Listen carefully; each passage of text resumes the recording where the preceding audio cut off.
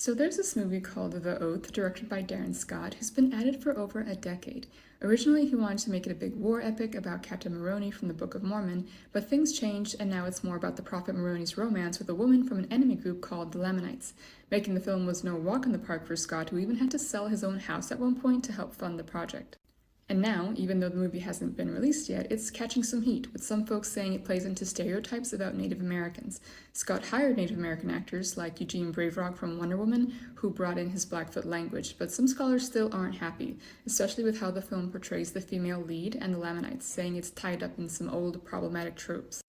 On top of all this, Captain Moroni has become a bit of a political symbol, making appearances at Trump rallies and even showing up at that Capitol protest on January 6th.